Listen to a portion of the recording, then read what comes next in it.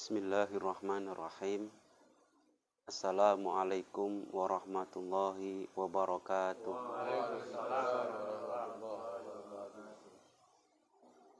Alhamdulillah alladzi wa'ada lil muttaqin al jannata allati fiha na'imun muqim. Asyhadu an la ilaha illallah wahdahu la syarikalah wa asyhadu anna sayyidana Muhammadan abduhu wa rasuluh ad-da'i ila ad-dinil qawim. Allahumma salli ala sayyidina Muhammadin wa ala alihi wa ashabihi alladzina ihtadaw ila sabilil mustaqim. Yang kami hormati Sahibul Bait Bapak Indramayu dan segenap pengurus dari arisan keluarga Sakinah yang tidak lain merupakan keluarga kami sendiri. Ini sebagian besar memang keluarga kami semua ini.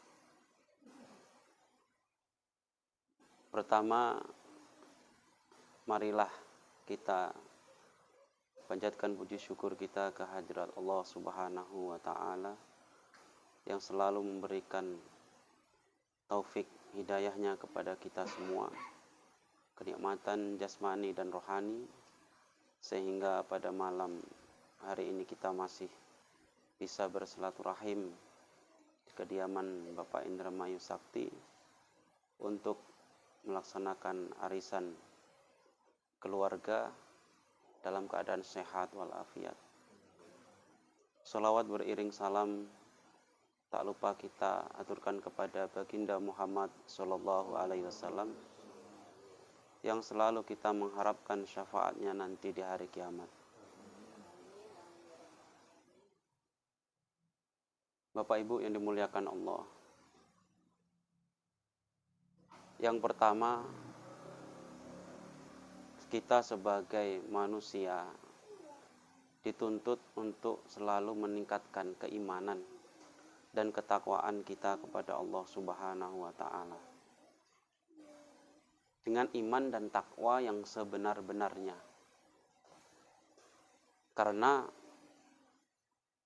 iman dan takwa ini kadang tidak ada juga yang tidak sebenar-benarnya. Maka kalau kita khutbah, kita sering dengarkan haqqa tuqatih, takwa yang sebenar-benarnya takwa, iman yang sebenar-benarnya iman.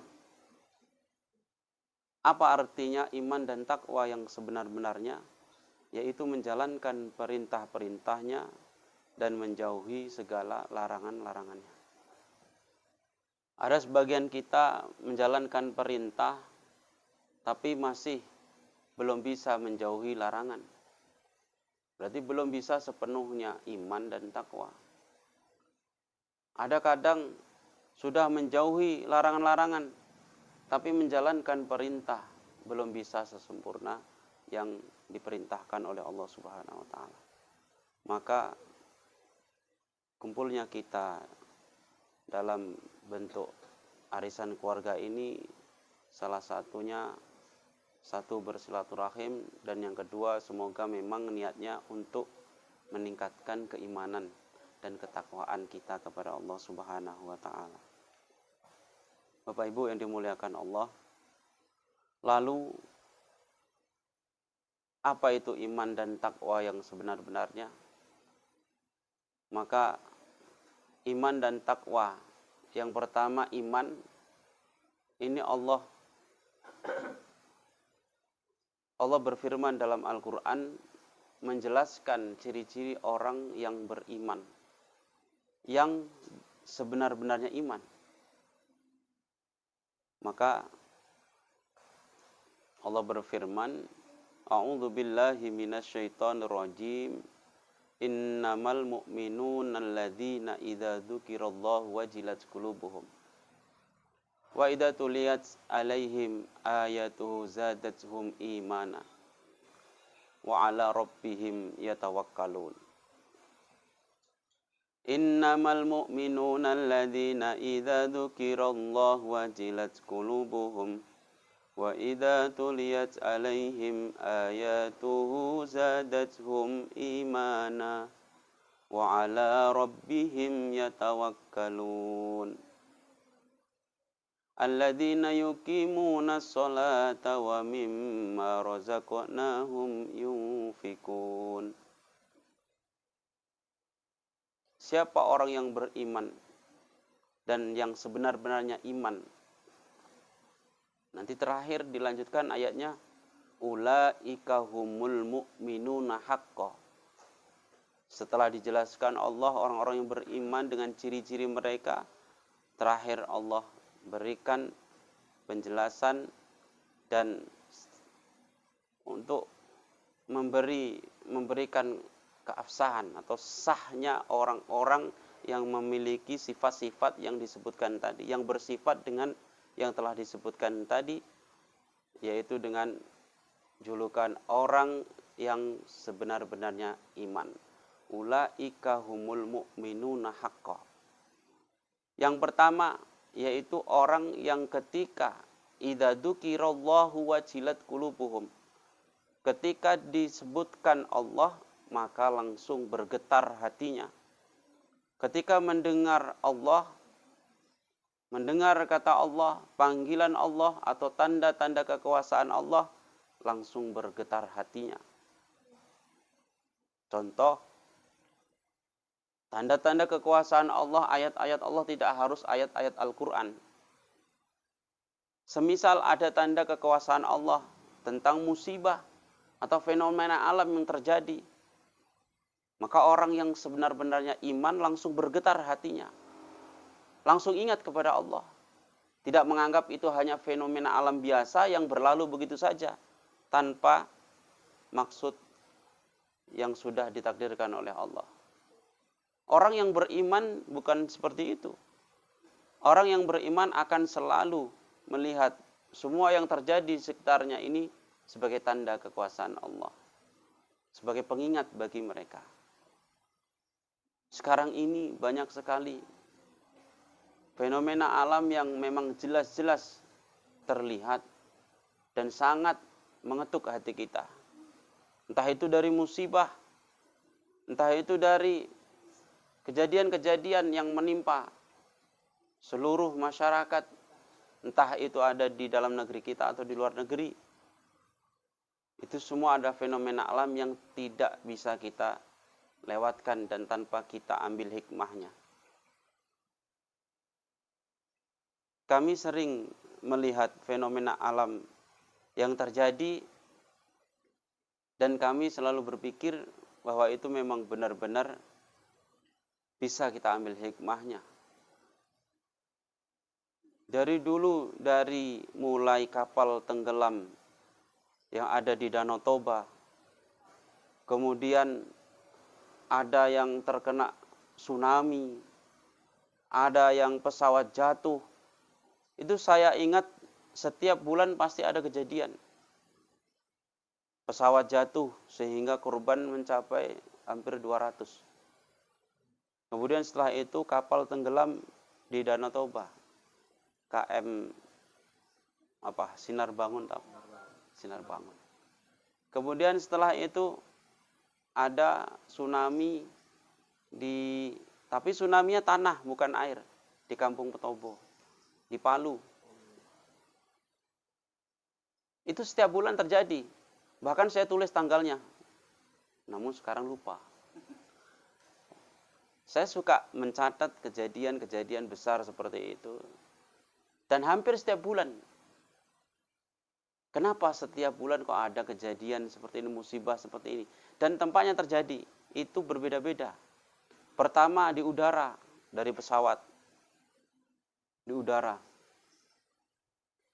Kemudian orang takut naik pesawat, gara-gara pesawat jatuh. Maka asal mau bepergian, kemudian mau naik pesawat, agak takut. Setelah itu, tiket mahal sampai sekarang. Kemudian, nggak lama kapal yang ada di Danau Toba tenggelam. Akhirnya sunyi Danau Toba. Kemudian setelah itu di daratan. Orang asik-asik main judi, ternyata daratannya malah bergerak, tanah bergerak. Nah, itu ada kaitannya dengan ayat afa amina. Afa amina yang awalnya afa amina diulang-ulang sampai 3 kali. Apakah orang kafir itu merasa aman ketika ba'sana, ketika siksa azab kita itu datang bayatan di malam hari, wahum naimun, sedang mereka dalam keadaan tidur? Apakah mereka merasa aman jika siksa Allah ini datang di waktu duha, waktu pagi, sedang mereka dalam keadaan bermain, atau bahkan mereka tidak menyadari? Maka orang-orang yang tidak menyadari bahwa siksa Allah akan datang inilah orang-orang yang rugi. Itu afa amin, apakah mereka orang kafir itu merasa aman, Itu diulang sampai 3 kali. Benar-benar mengingatkan kepada kita bahwa kita semua yang ada, tidak hanya di daratan, di udara, bisa di air, itu semua bisa terkena musibah. Bodohnya kita itu terdikte dengan peristiwa yang ada di sekitar kita. Saat ini kita mungkin mendengar berita di sana-sini tentang corona. Akhirnya kita terdikte dengan situasi. Apa yang terjadi? Kita pun datang perasaan takut. Akhirnya kemana-mana bawa masker. Nggak berani keluar kemana-mana. Memang benar Rasulullah itu mencegah umatnya mendatangi tempat-tempat yang ada terjadi musibah atau wabah di situ. Dan kita pun yang ada di negara yang terkena wabah tidak boleh keluar dari negara itu. Itu perintah Rasulullah. Cuman rasa takut yang berlebihan ini juga harus kita hindari, karena itu bisa jadi nanti dihinggapi oleh was-was yang datangnya dari setan. Alladzi yuwaswisu fi sudurin nas. Kalau sudah was-was terjadi, yang datang justru setan. Dan takut mati yang terjadi adalah takut mati. Jamaah yang dimuliakan Allah, takut mati inilah yang kemudian menjadi sifat yang sangat-sangat diperhatikan Rasulullah. Bahkan 1400 tahun yang lalu Rasulullah mengingatkan. Rasulullah sudah menyampaikan nanti di akhir zaman umat Islam, orang beriman akan terkena penyakit al-wahan. Kemudian sahabat bertanya, mal wahnu ya Rasulullah? Apa itu wahan? Hubbud dunya wa karahiyatul maut, cinta dunia dan takut mati. Dan takut mati ini adalah sifat orang-orang yang tidak beriman. Maka dalam surah Al-Baqarah, wala tajidannahum akhrasan nasi ala khayah.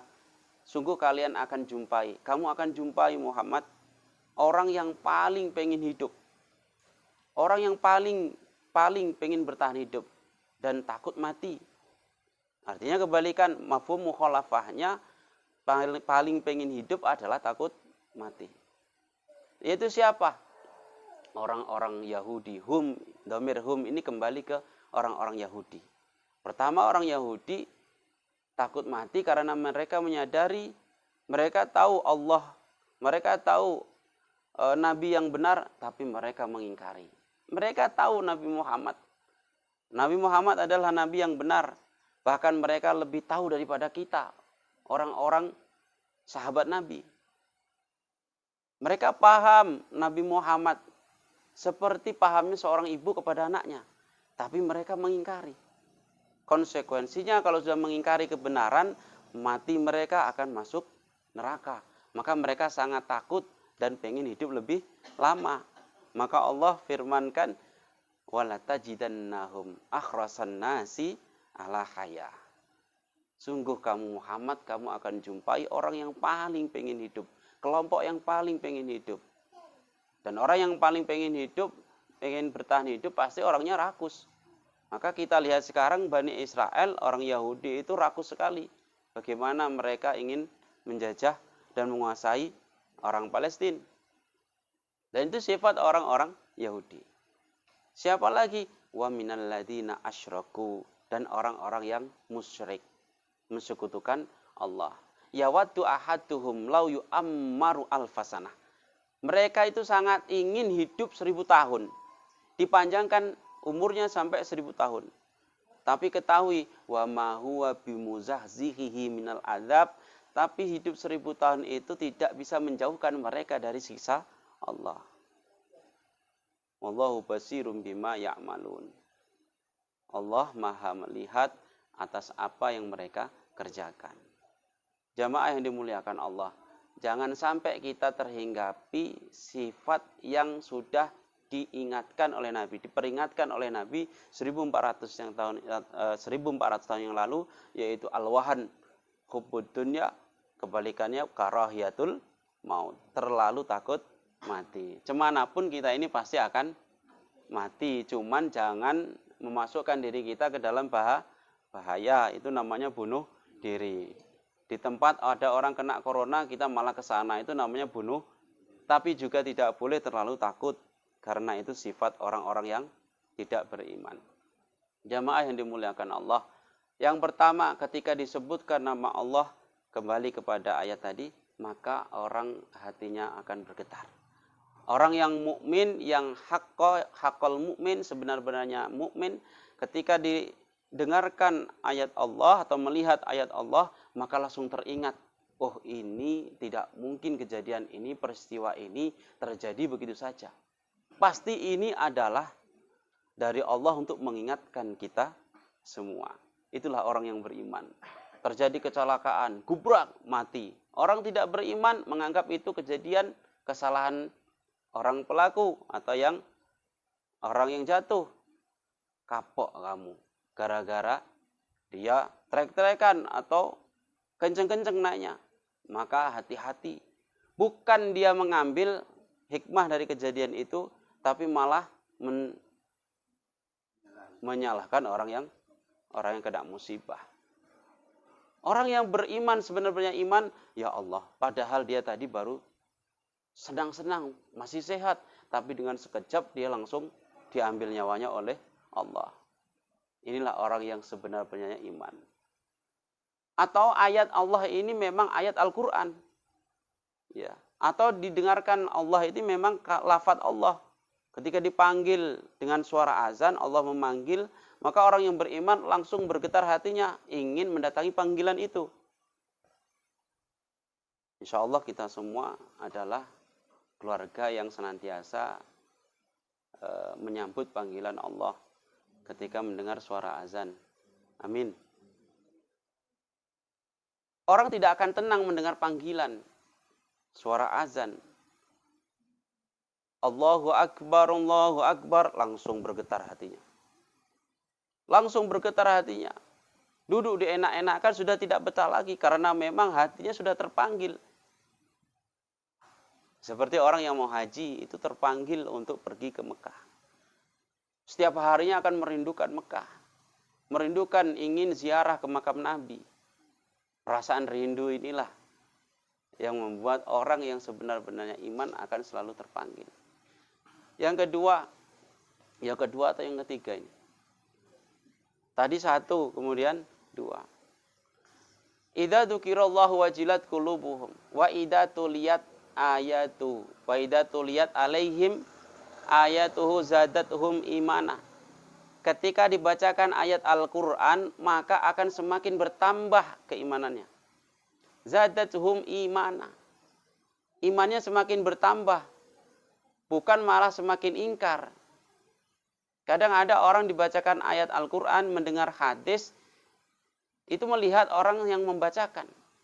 Ah, ustadznya ini nggak enak. Nanti kalau yang ngomong Ustadz Somad langsung didengarkan betul-betul. Tapi kalau yang ngomong Ustadz Ali Ginting, Ah, itu ustaz kampungnya, ustaz receh itu.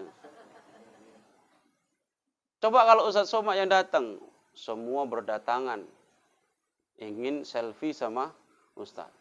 Ya kalau Ustaz seperti Ustaz kampung ini, mana ada yang ngajak selfie? Datang masuk tuh cari tempat sendiri sana. Oh, Ustaz Somad digiring, silakan. Nah, itu masih melihat orang yang membawakan. Tapi orang yang benar-benar beriman tidak memandang itu lagi. Yang dilihat memang, yang didengar memang ayatnya, kandungan isi yang disampaikan. Kalau memang baik ya dijalankan. Dan bisa menambah keimanannya.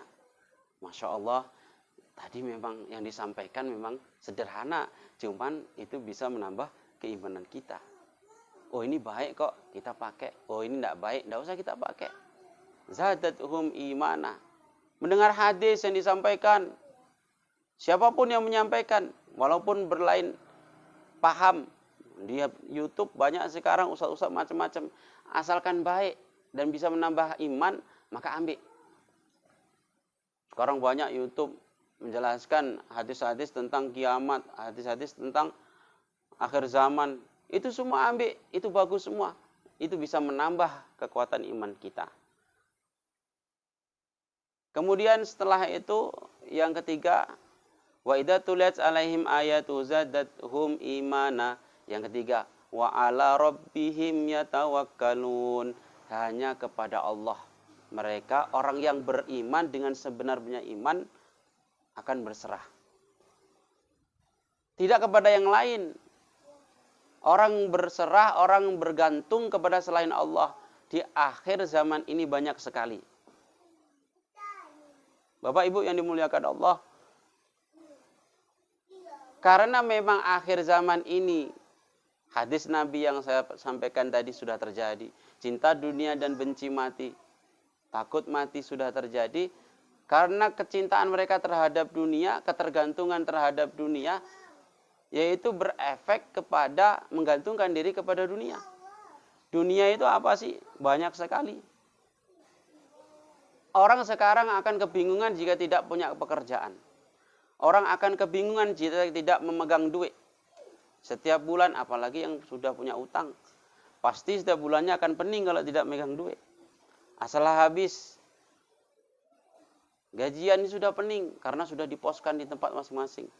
Habis itu udah melongok lagi. Tanggal 10 sudah gak megang duit. Menggantungkan diri kepada selain Allah. Coba kalau kita punya Allah. Ada duit gak ada duit, tenang saja.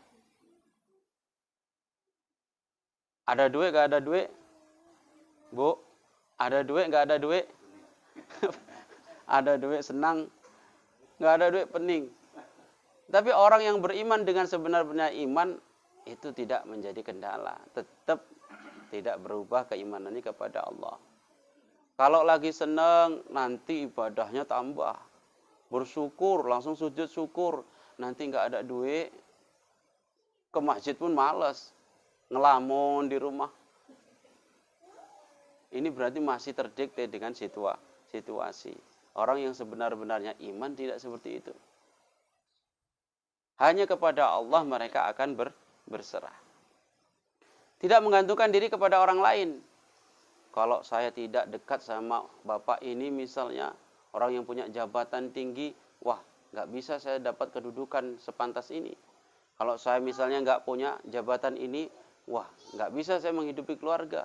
Kalau saya misalnya nggak punya, walah semua digantungkan kepada selain Allah. Ini akan membuat kita lupa atau akan membuat kita kecewa.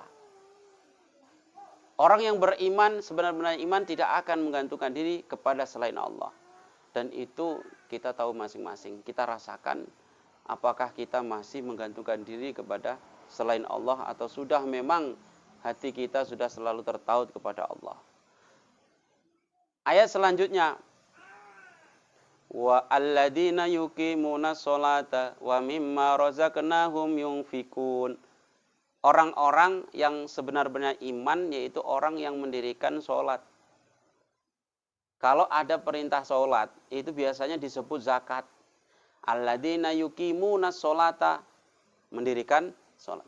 Wa mimma razaqnahum yunfikun, menginfakkan sebagian apa yang Allah berikan kepada mereka. Wa aqimus sholata wa atuz zakat. Alladzina yu'minuna bil ghaibi wa yuqimuna sholata wa mimma razaqnahum yunfikun. Asal ada perintah sholat atau disinggung sholat, pasti setelahnya disuruh zakat atau mengeluarkan sebagian rezeki. Karena apa? Karena sholat adalah hablum minallah. Mengeluarkan sebagian rezeki atau zakat adalah hablum minan, supaya seimbang antara hablum minallah, hablum minan nas. Orang yang mendirikan sholat, kata sahabat Ibnu Abbas, mendirikan sholat itu melaksanakan sholat dengan kewajiban-kewajibannya. Berarti nanti syarat rukunnya sudah harus terpenuhi. Tidak sholat asal-asalan. Dengan khusyuk, waktu ruku, tumak ninah, waktu sujud, tumak ninah, semua dilaksanakan dengan sebenar-benarnya. Inilah yang sebenar-benarnya sholat. Mendirikan sholat. Bukan hanya melaksanakan sholat 5 waktu saja, tapi juga harus didirikan syarat dan rukun sholat. Dan sebagian rezeki yang Allah berikan diinfakkan. Ini yang terakhir. Supaya apa? Bentuk sosialisasi kita sebagai bentuk perwujudan dari keimanan kita kepada Allah. Itulah orang-orang yang beriman dengan sebenar-benarnya iman. Maka ada 5 ciri yang Allah sebutkan dalam firman-Nya. Yang pertama, ketika disebutkan nama Allah maka akan terketuk hatinya, bergetar hatinya, takut langsung. Yang kedua, ketika dibacakan ayat Al-Quran maka akan semakin bertambah keimanannya. Yang ketiga, hanya bertawakal, hanya berserah kepada Allah. Yang keempat, mendirikan sholat. Dan yang kelima, menginfakkan sebagian harta yang Allah berikan kepada mereka. Inilah pesan singkat yang mungkin dapat kami sampaikan dalam kesempatan malam hari ini. Jika ada salah di sana sini dari penyampaian kami, mohon maaf. Terima kasih atas segala perhatian. Mohon maaf atas segala kekurangan. Usikum wa nafsi bitaqwallah. Wassalamualaikum warahmatullahi wabarakatuh.